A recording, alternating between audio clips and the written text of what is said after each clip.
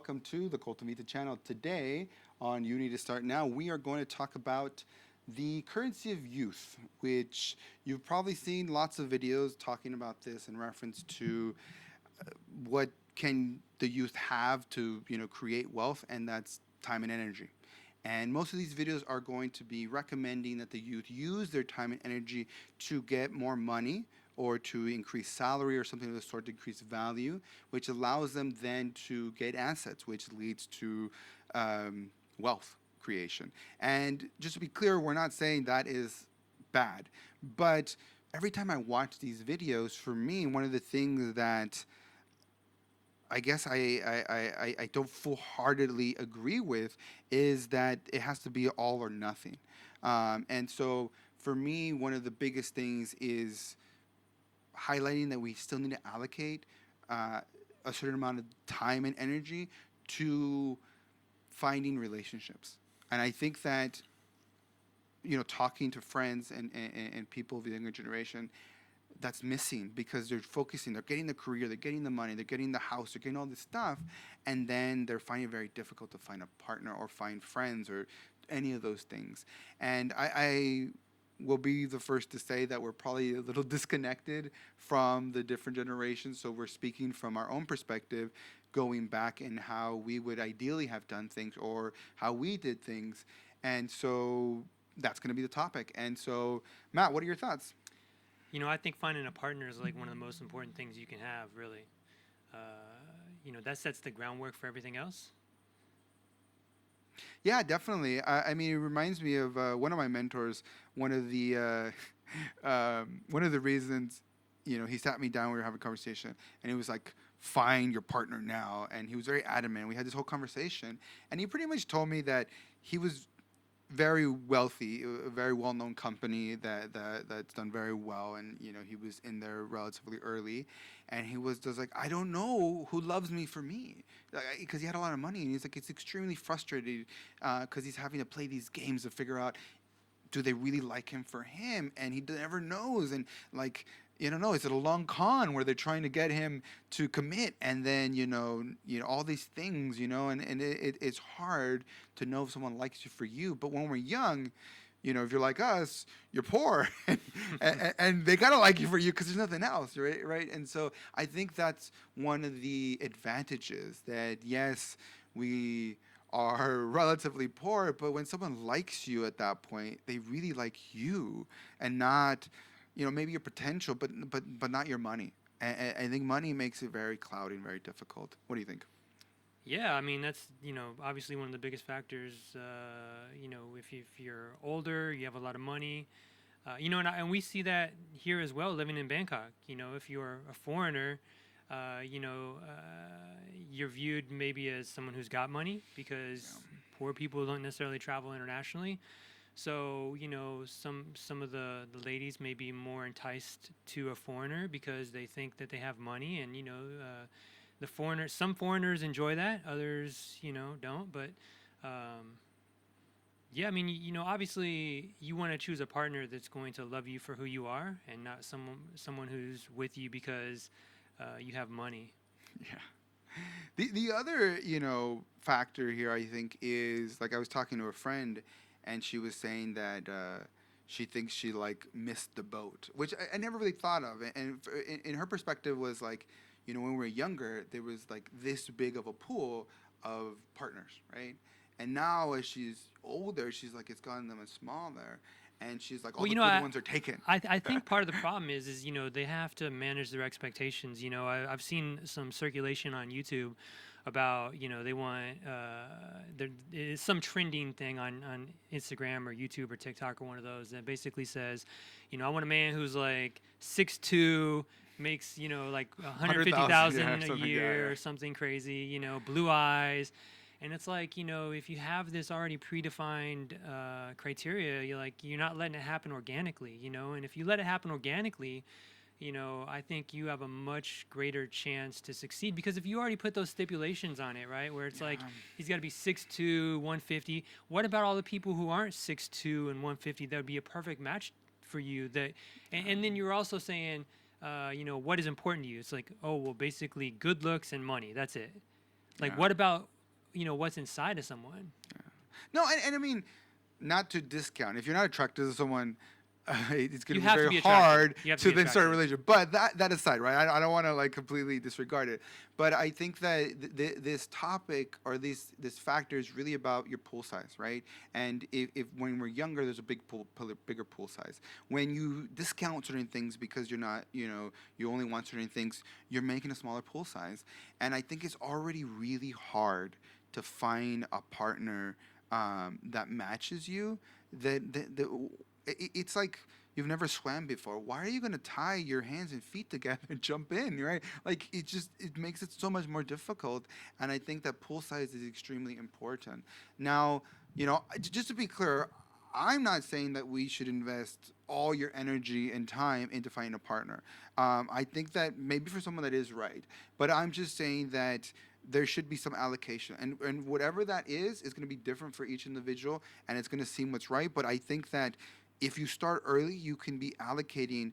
It's like investment, right? A little. If you start early, you can put a lot less in, right? Than if you do it later. I think you have to understand what your values are as an individual Yes. before you're able to go on to anything else, right? Yes. Because if you don't know who you are, then how are you Yes. supposed to find someone else that matches who you are? Yes. Right. So I think Yes. that's probably the first thing you have to do is understand Yep. who you are. Like Yep.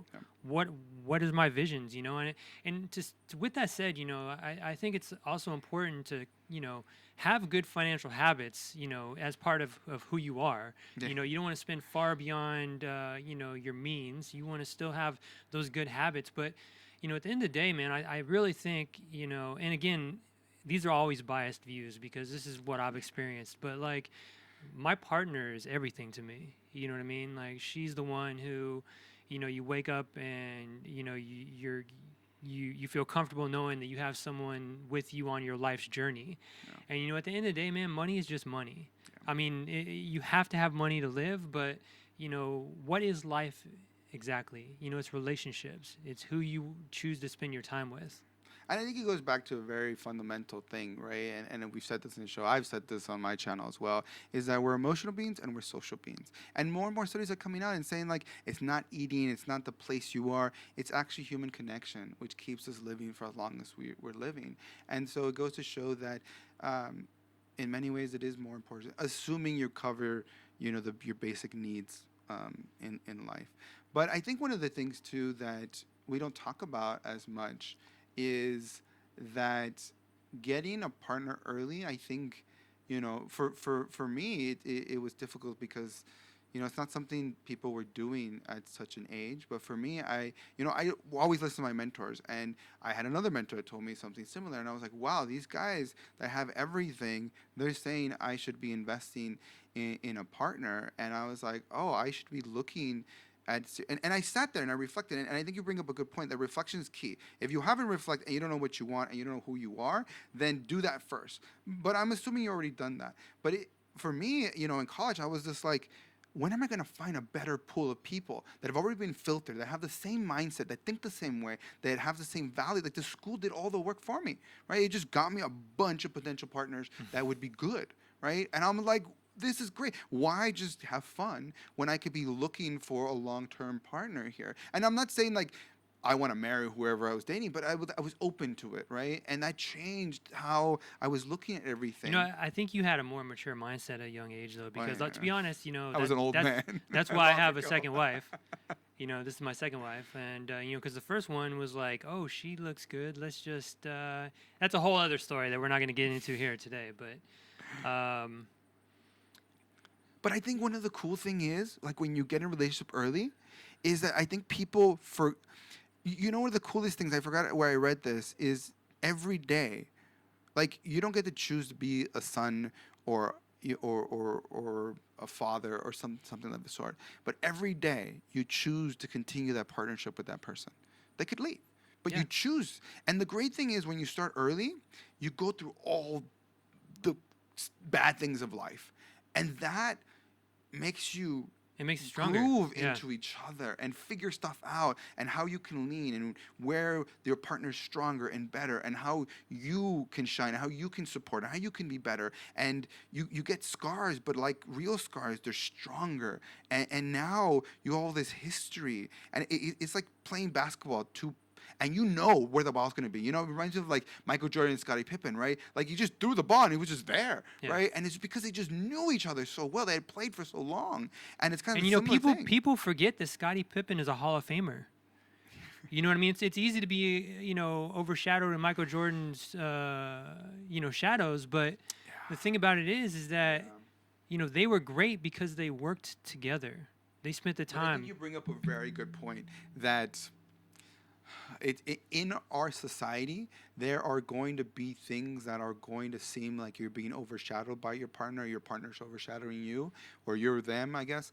But I had a mentee, and I was talking to her, and she was telling me like, "What's the greatest thing you've done?" And I thought about like accolades and awards and really hard things I've done, and money and all these things. And I was just like, "No, it seems like it was pretty easy." I was just like, it was my relationship. And she was like, "Really?" And I was like, "Yeah." It was like, "You don't know how hard it's work every day. I'm putting time and energy, and I care, and like, yeah, what more have I invested more into for or longer that's worth more than that? There isn't, right?" But when you And do that it's and you tough. bring that, you have that connection together. Now when you establish goals, right? Now you're working together. Yeah. You're aligned, and guess what? It makes those goals much easier to obtain. Yes, yes.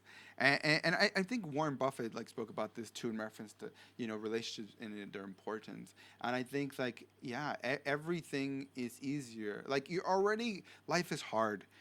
Finances is hard, and you're gonna go in there, and it's really nice to have someone got your back, right? They got your six, Exactly. and that makes a huge difference. Because look, you could be down, or you can lose it all. You can be like just really fall down and under real bad, but you're not alone, right? And I think that changes everything. But you gotta find the right person for you, and that is hard. And that being said, I think so many times now with like social media and all this stuff, we want to just find it, and we're also becoming less skillful in finding those individuals because I talk to so much of the younger generation. It's difficult for them to have a conversation on the phone. Difficult to look at people in the eyes. It's just like they can't.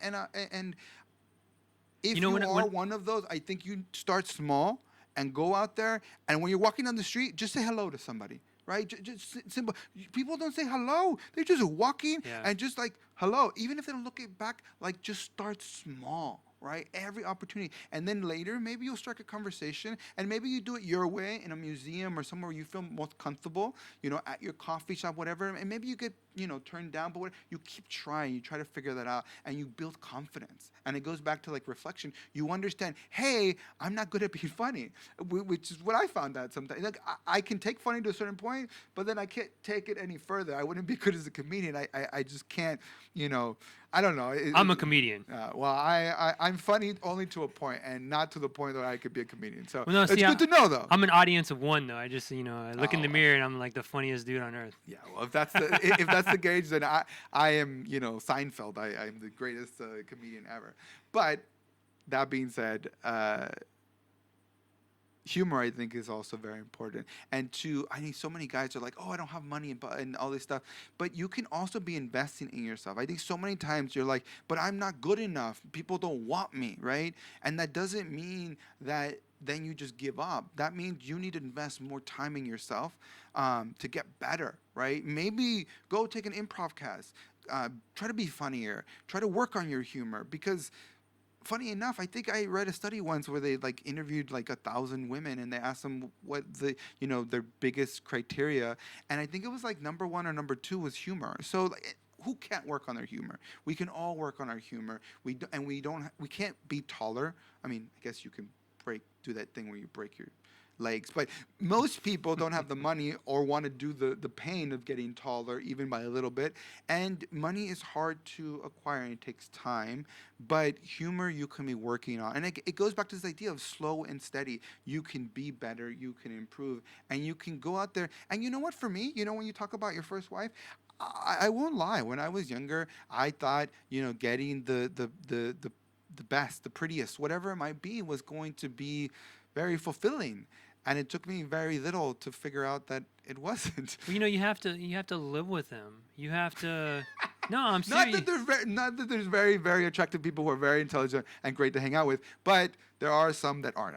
That's all, just a little thing there. 'Cause I don't want to say that all really attractive people don't have any personality. I think that's important to say. There's lots of people. Just the ones in our example happen to not be very charismatic. Sorry, continue.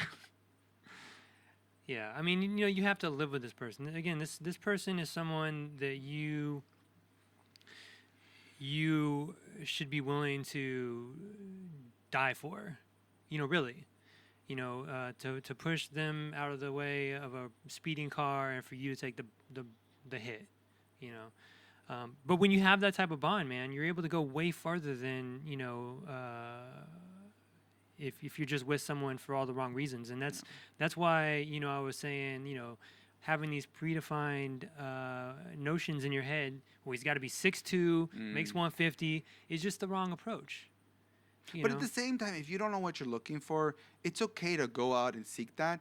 But don't say no if you find like, oh, I'm really connecting with this person and they happen to not to be 6'2" or do that stuff, Yeah. right? It's being open. There's nothing wrong with wanting things and going out and seeking them out. But when you don't get it, don't close yourself off, right? And that's what I'm saying. Yeah. Like, be more open because you'll realize that for me, I was looking for different things. I didn't even know it. And certain things were more important to me than other things, and I didn't know that either.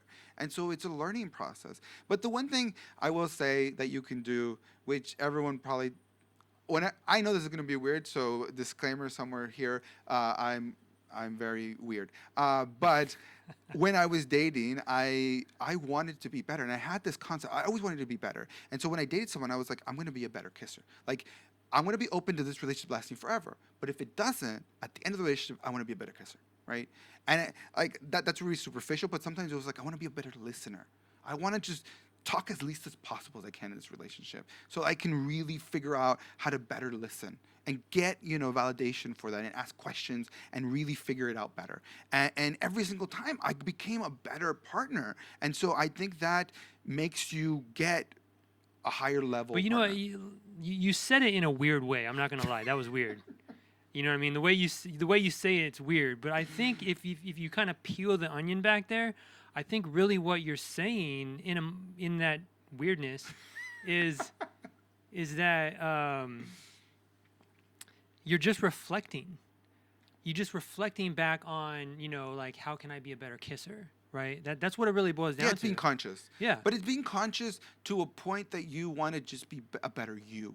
I'm not competing with being the best kisser or the best kisser, that person's ever kissed or anything like that. I just want to be better. But isn't that me. isn't that like if you're doing reflection the right way, isn't that what reflection is?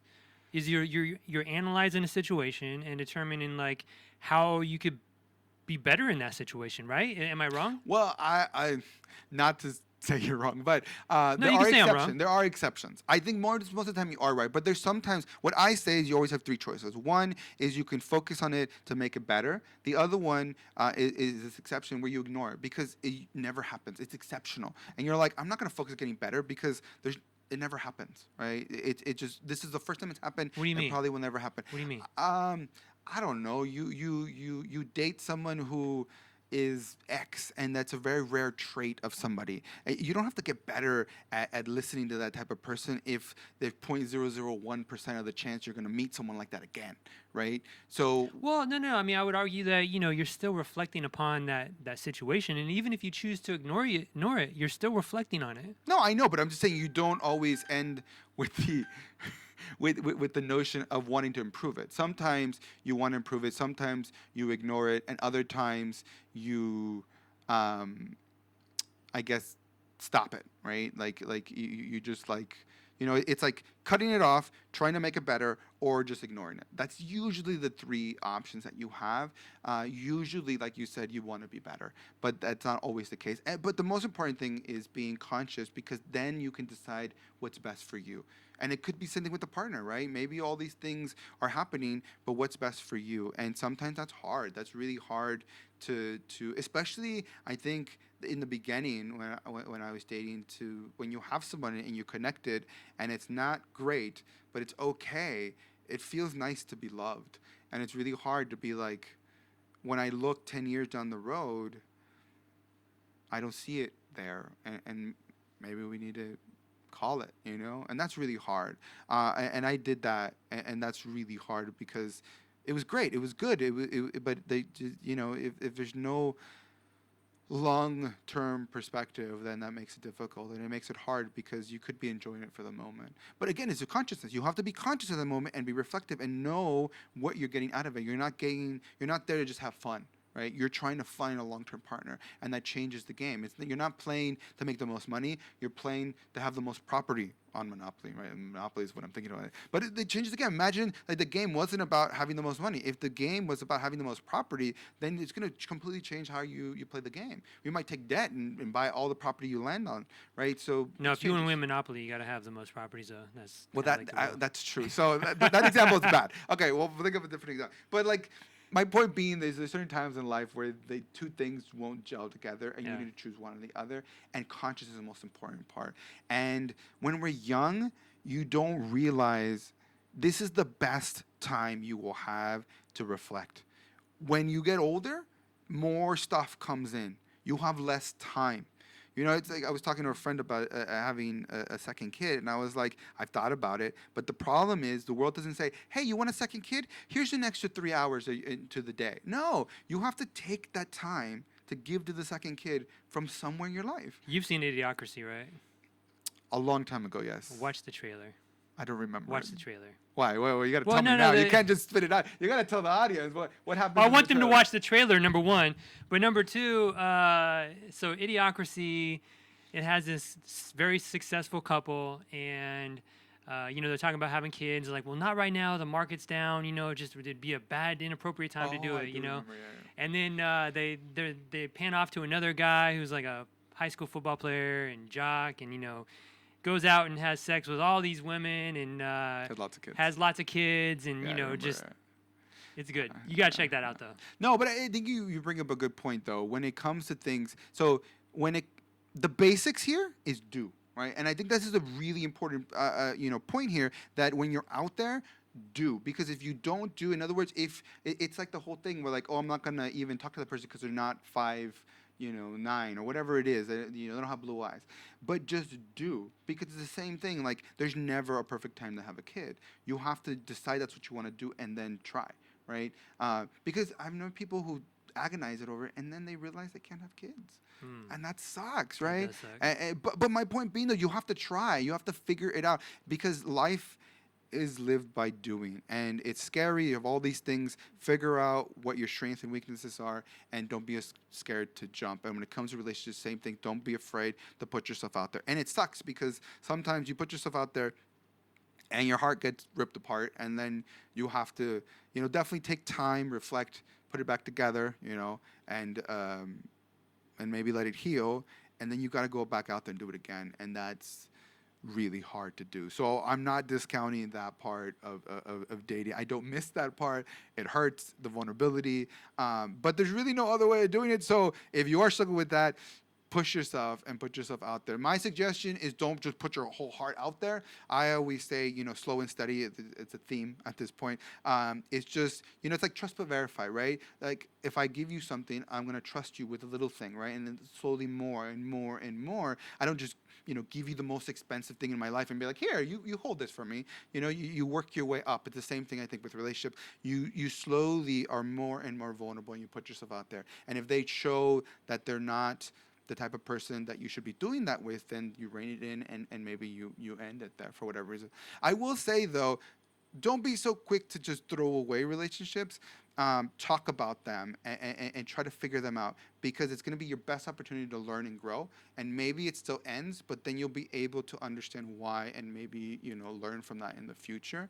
That being said, I recommend this to everybody. Me and my partner, we have an hour of we call it check-in, not like a hotel, but we just talk about our emotions. And what I find is really important, because again, we're social beings and we're emotional beings, but sometimes we're in each other's heads, right?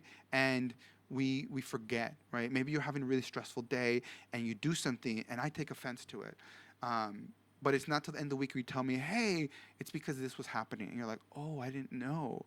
And you're like, so you let it go, right? Instead of being like, Matt's being a douche, right? I opened up to him and he just was looking at his phone. He didn't even look. Like, you can't do that, right? And we have to have this place, a safe place, where you can go and be like, hey, let's just talk about what we were going through this week. And it also helps you connect with that person. It also lets you see vulnerable sides. I think from like my partner's side, she always says that, oh, I always have the answer. And she really likes, when I reflect in this check-in time, because she's like, so you don't always have the answers, and there's a whole process to it. And I get scared, and I have, weaknesses and vulnerabilities, and I struggle with things. It's just I do it my way, and it's not so external. And she does it more externally.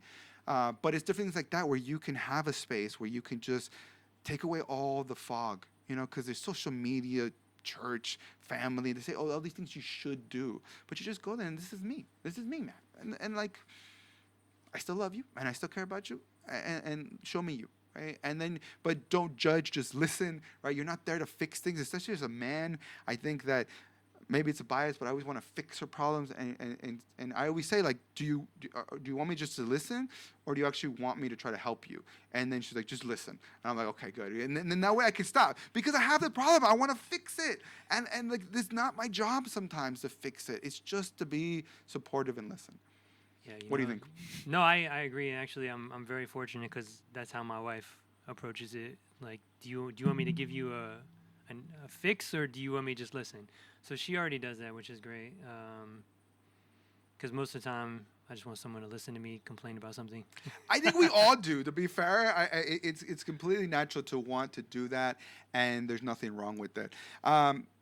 So in short, to bring it back, I think is, yes, youth's currency is time and energy, and yes, there should be some allocation to increasing your money so that you can buy assets and gain wealth. But there should also be an allocation to relationships, because you're going to lose out on lots of opportunity if you don't start early. And you don't have to be doing a lot of it. You can just do a little, but slow and consistency over time, like investments, are going to pay out. You can put a little throughout your whole life, or you can really try really hard at the end. But I think that for most people, it's a lot more easily swallowed when you do little by little throughout your life, because you don't have to do such scary things and push yourself so far. But it can lead to great things, and I think one of the most important things, more so than money, is relationships, is a partnership. And that could be a friendship as well. That could be a partnership in a company as well. So it doesn't have to be limited to romantic relationships. When you get better at relationships, you get better at all your relationships, and you can apply certain things to different relationships. I saw this thing about this in reference to, like, when your partner wants to leave you, you go to counseling, but when your best friend wants to leave you, so many people are like, we had a falling out. And you're like, why don't you go to, like, counseling with your best friend? Like, that's a really important relationship, right? Maybe you've had your best friend longer, and we don't fight for it. And I think that we have to stop looking at things from this bubble of, like, only your partner has this thing. I think you can gain connection from anyone. We're social beings, so But don't limit yourself. I do want to add one thing there, though, By all because means. I think also, you know, there may be people that come into your life for a season. I don't know if you've heard that saying before, Yeah. but, like, ultimately it's your life and it's your choices that you make. And so through reflection and understanding yourself and where you're going, like, sometimes, it may be time to call a relationship an end. Like, for example, one of my best friends in the Navy, we were like, you know, we couldn't get us apart while we were in, and then through distance and multiple time zones, him living in the U.S. and me living overseas, like we slowly started to Drift. but that's not to say that the love is not still Exactly. there for him. I It's think just that's different. it's been postponed, I guess, but But I'll bet you anything, if you had a day with him, you'd pick it right off. Those type of friendships, you can just, it's like you saw them yesterday, Yeah, and it just, So I think that's a very important exception to it in reference to relationships, and I agree that you should enjoy the moment. I think the most important thing here, though, to take away is be conscious. Whatever you choose to do what's right for you, but do it consciously. And sometimes that does mean you end the relationship. You don't have to desperately fight for something if it's just not the right time. Yeah. And you can read my book, in reference to this. Sometimes it's just not the right time for something. And that's okay. Doesn't mean you can't enjoy it, but you're conscious of it, and maybe you're more present because you know it's going to end.